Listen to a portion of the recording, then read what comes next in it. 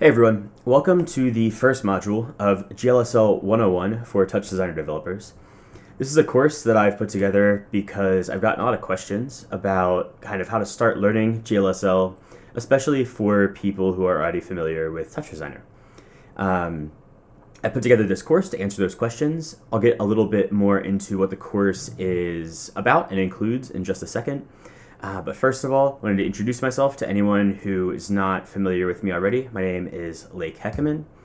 I am a new media artist based in Brooklyn, New York, and I'm really interested in how technology is altering our human perception and the interpersonal connections between humans. I like to create interactive installations to explore this concept, and I feel very fortunate that I am able to do so at many really cool places around the world. Here's just a couple past works of mine. In the upper right, there's a large architectural facade in central China. That would be the upper left. The bottom right is a weather-reactive facade in Medellin, Colombia.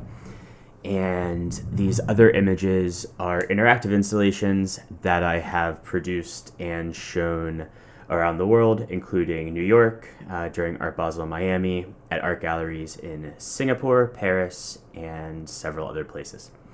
So that's about me. I do use GLSL in all of these works, so for some motivation on kind of what can be done with these techniques, here's some good examples.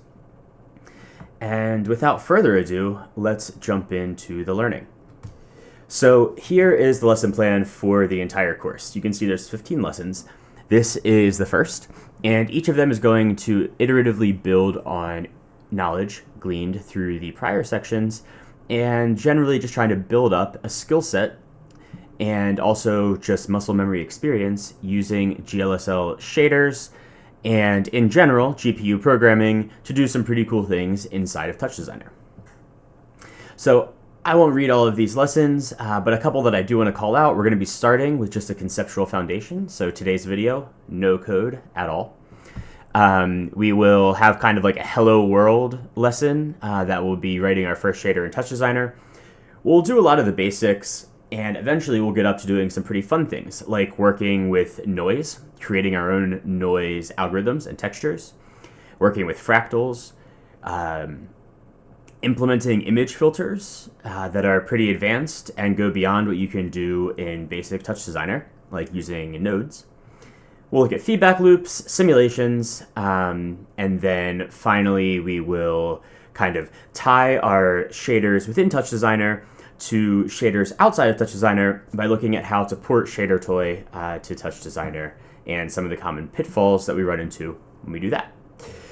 There is most likely going to be a 201 that comes after this. I don't have that done yet, but it will be a little bit more in depth, resemble slightly more some of my other tutorials, and be focused on intermediate GLSL developers and anyone who has completed this course. But for now, we can just get into things with lesson 0, which is parallel computing conceptual foundation. So like I said, this is not going to be a class with any coding or any TouchDesigner, actually. I'm not sure that I've done a tutorial that has had neither of both so far. But I think it's really important to understand the concepts behind parallel computing, using the GPU, and also how all of this kind of integrates with the TouchDesigner program that we already know and love. So the very first thing is, what is parallel computing? When I mention this, what do we mean and why is it better? So the most obvious example, and this is a simplified example, I will admit, but I think it's important to have a simple example to really understand what's going on. So on the left-hand side, we have parallel computing as a diagram, and on the right-hand side, traditional computing. So we'll start on the right. In a traditional setup, when your CPU is carrying out computations, it takes in a bunch of data and a list of operations, or a script, something like that. And it takes in all of that data and iteratively executes the operations in a sequential manner according to the script on the CPU. And then at the end of the computation, the output is either used later on or displayed to the user, whatever. But it kind of takes this block of data, processes that data sequentially through predefined operations that happen first, and then second, and then third, and so forth, all happening on the CPU. The flip side, and what we're very interested in today, is parallel computing and why using the GPU is such a big improvement to using the CPU for some tasks. So, as the diagram illustrates, parallel computing really completely inverts this paradigm. Instead of taking our data as a single block and our operations as a single script and operating on all of that at once, parallel computing breaks the data into multiple pieces or threads. Well, it breaks the data into multiple pieces, and each of those pieces is then executed on what's known as a thread. So the data piece 0 will be executed on a thread that will be separate from data piece 1, 2, 3, etc. These are obviously just stupid labels. Nothing is called data 0. And what's interesting is we can see that if we look at the time values, all of these operations are happening for all of the pieces of data at the same time, and that is the parallel nature of this computation. So instead of taking our data and then doing first operation, second operation, whatever, to operate on all of our pieces of data, we're breaking our data apart, performing whatever operations we have on all of those pieces of data on every thread at the same time. And that is why the GPU allows for such big performance improvements, especially for specific types of problems.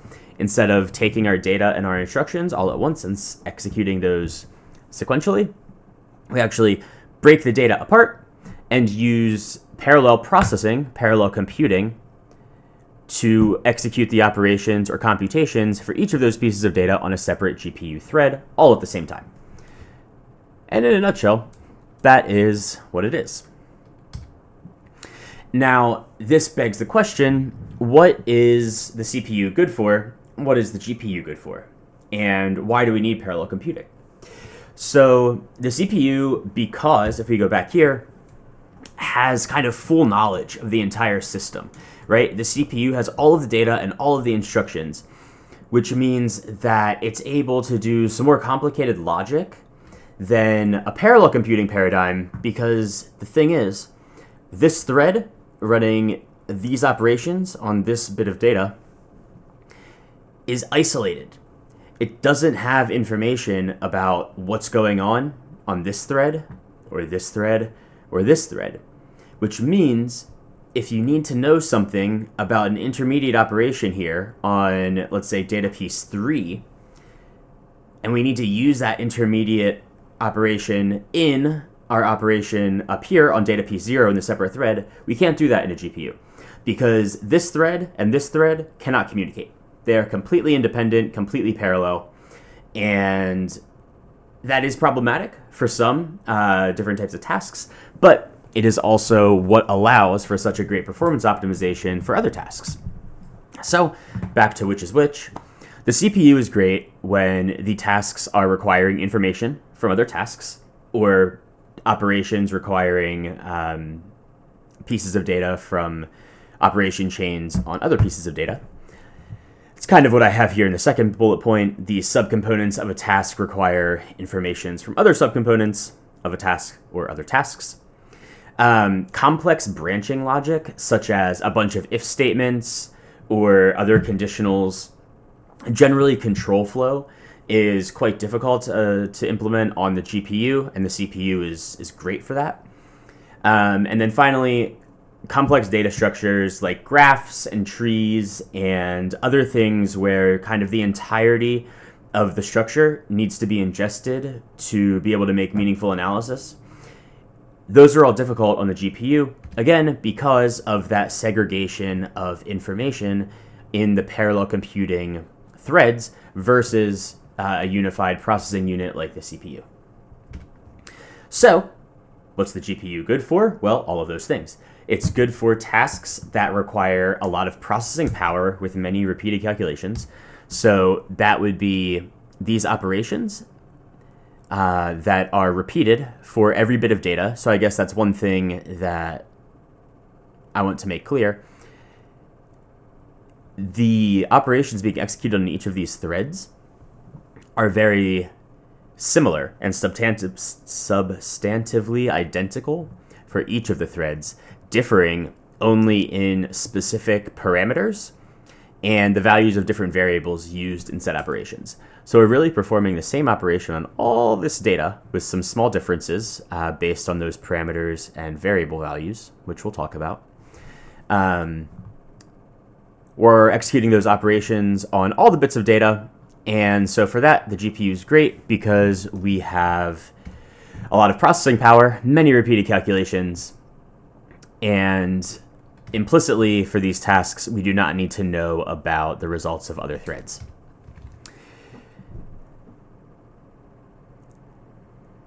Tasks involving vector or matrix operations are inherently computationally expensive, and so the CPU, at least without GPU acceleration, is not very well suited for those types of tasks.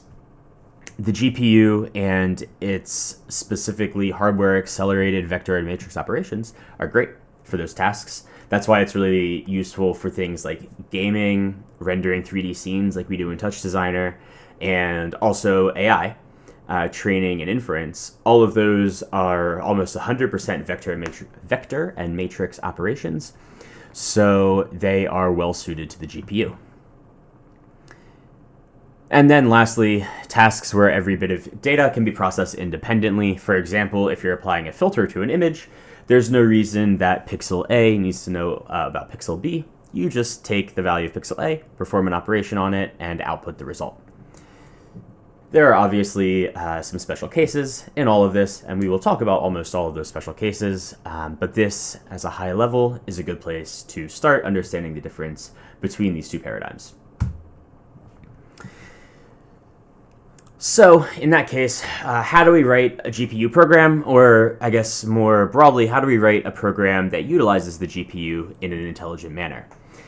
This diagram from NVIDIA really shows the bulk of how this works, and you have your application code. You're doing a lot of it on the CPU.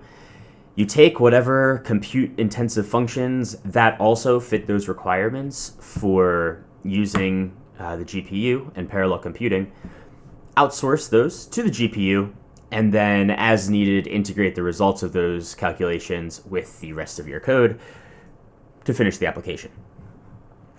So, more specifically, our CPU is great for using to control the application logic, state machines, and things like that, because, again, that's a lot of control flow that the GPU is not very good for, and also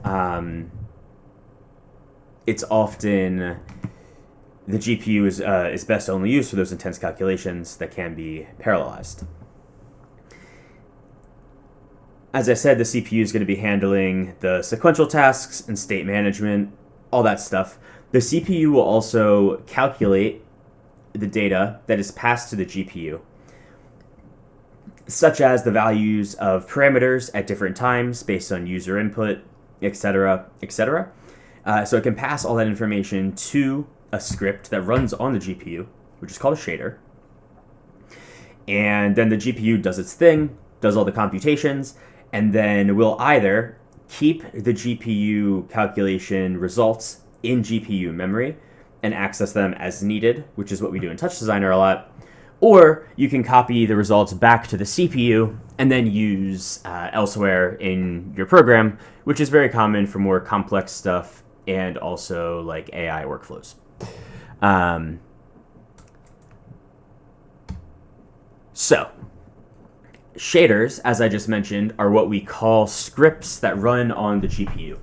Why are they called shaders? Well, they're called shaders because back in the day, when computer graphics was very nascent, the main two types of shaders that were used were vertex shaders and fragment shaders, and they take their name shader from the act of applying shading to pixels or geometry, but really pixels, in a graphics pipeline. now that name has stuck, and even though we use the GPU and shaders for a lot of things that are not simply applying shading to geometry and rendered scenes, it sticks, and that's what people call it. So what kind of shaders do we have? There's a fragment shader or a pixel shader. Those are the same thing, and those perform per pixel calculations. So that is a shader that contains a script, and that script is ran over every single pixel of a texture. So whether that's like a render texture or a top, or, well, I guess it's really a render target or a top, are kind of like the two things that we use fragment shaders with. Vertex shaders operate on geometry, specifically vertices, so they carry out per vertex calculations on all of the vertices in our scene. Compute shaders are a little bit strange. They are all-purpose shaders that do not operate on any specific set of data or data type, but rather can be used to operate on any array of data in a quite abstract way. These can be represented sometimes as the output from compute shaders can sometimes be represented as images or things like that, but it's important to understand that it does not necessarily need to be. For example, it could just write to a very long array that's held in your GPU memory. And so we'll come back to that at some point. And then lastly, geometry shaders. These are per primitive calculations, and they are also unique in the fact that they can add or take away geometry, which most shaders cannot alter the dimension of the data they operate on, but can only operate on what is fed in. Geometry shaders are a little bit different, and so I'm not going to go further into that because geometry shaders are really not used very frequently in TouchDesigner, and it's not anything that is worth being concerned or confused about. With that said, I have a little diagram of the graphics pipeline over here. We have our vertex data, which is, you can think of as like a SOP or a collection of geometry. The vertex shader then positions all of that geometry in a 3D scene based on the vertex position and other things. The geometry shader creates the primitives out of the vertices using connection information and other things, and outputs geometry primitives. Then we have our rasterization step, which is essentially projecting all of that geometry to a flat two-dimensional texture, i.e. the render target, the render top, the screen. You have a fragment shader, which then determines what the actual color of each of those pixels in the raster layer are, using things like lighting information, geometry coloring, manual coloring, and stuff like that. And then lastly, you have blending, which is what it sounds like. So that is a very quick overview of the graphics pipeline. If you're interested in any of that, take a quick Google search and find some other interesting sources. There's a lot of them. I also highly recommend this book, which maybe you can't see very well, but it's called Mathematics for 3D Game Programming and Computer Graphics by Eric Langiel, who I believe started Epic Games. So that's a great foundational textbook. Anyway. All right, so now getting into the TouchDesigner specific side of GPU programming, because there really are many different ways of writing GPU programs. There's CUDA, which is an NVIDIA-specific software layer that allows you to offload computation to the GPU. It's very popular in AI engineering. OpenCL is an open-source cross-platform version that's similar. And then you have HSL and GLSL, which are two different flavors of scripting for shaders. So, TouchDesigner uses GLSL, and we're going to be focusing for the rest of the entire course on GLSL shaders. So, I wanted to let you know that the other things exist, but we're going to stop there. Okay, so GLSL is a C-like language, which means that it requires explicit type declarations for variables. It means that we put a semicolon at the end of our lines, and there are definitely other things that you will learn as we go regarding the syntax and such, but basically you have 2 slashes for a comment, and all functions or conditionals or whatever, anything that is not just a variable declaration is inside braces.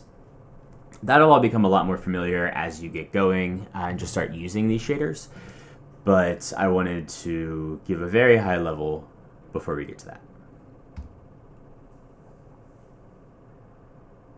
Okay, so the thing is, outside of TouchDesigner, you have to do a ton of overhead when you're writing any type of GPU program.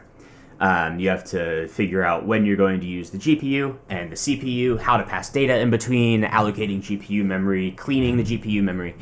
There's a lot that is necessary that TouchDesigner takes care of for you, which is one of the reasons that we love it so much.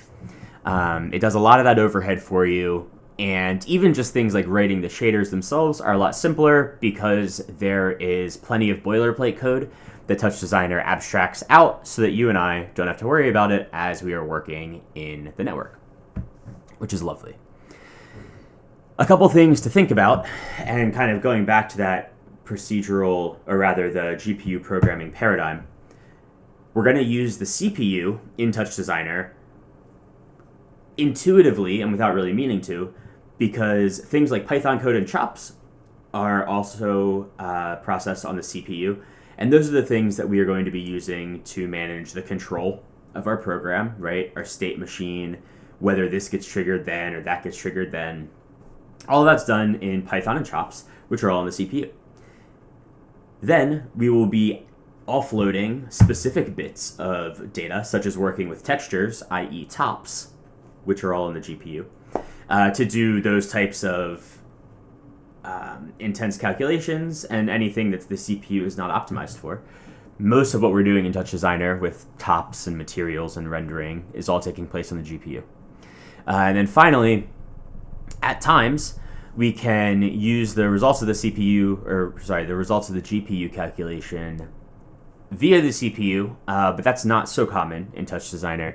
In TouchDesigner, we generally keep the results in our GPU memory and just access that memory again later in the flow, like wiring one top to another, or using a select to grab a top from another location and using it as needed. So, while it looks a little bit different, and certainly you don't have to think so much about whether you're using the CPU or the GPU, it's very helpful to understand what's going on under the hood just a little bit as we get into the more complicated forms of GPU programming in TouchDesigner.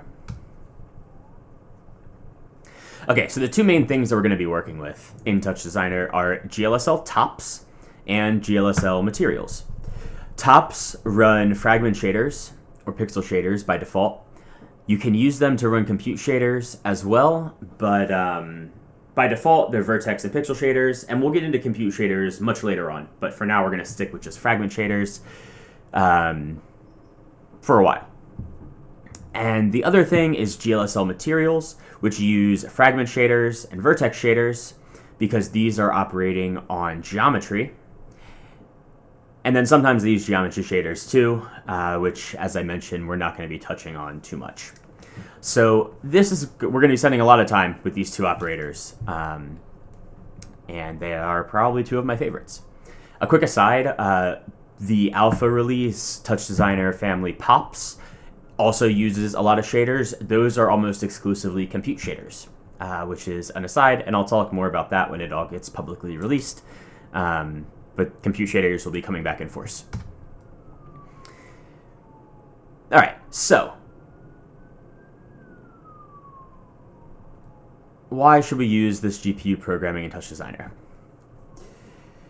Optimization is the most obvious. Things run faster when we do them in tops than when we do them in sops or chops, especially when we're working with images with high resolution, lots of geometry, etc. Interoperability is another good reason. You can port shaders from one context to another much easier than you can port, let's say, tops themselves. So if you were interested in moving code from TouchDesigner to a web development platform or any other 3D engine, shaders are a much, much easier way of doing that. So they're good to know about. And finally, customization. Sometimes you simply can do things in TouchDesigner using shaders that you cannot do without using shaders. Or if you could do them, maybe they would be very complicated, not very optimized, etc. So there are just some things that you need to know how to write some shaders to be able to do them. Hopefully, those are good enough reasons for you. And I think this is the end of our first lesson. So when I see you again, we will get into writing our first shader in TouchDesigner, and we will take things from there. Thank you all very much for following along. If you find this helpful, make sure to like and subscribe on my YouTube channel. My Patreon is also available if anybody wants the project files, not for this lesson because there's no project files, but for all subsequent lessons, the project files and the answers to the exercises will be available on my Patreon for subscribers there. So thank you for the time. Look forward to our next lesson. And for now, happy coding.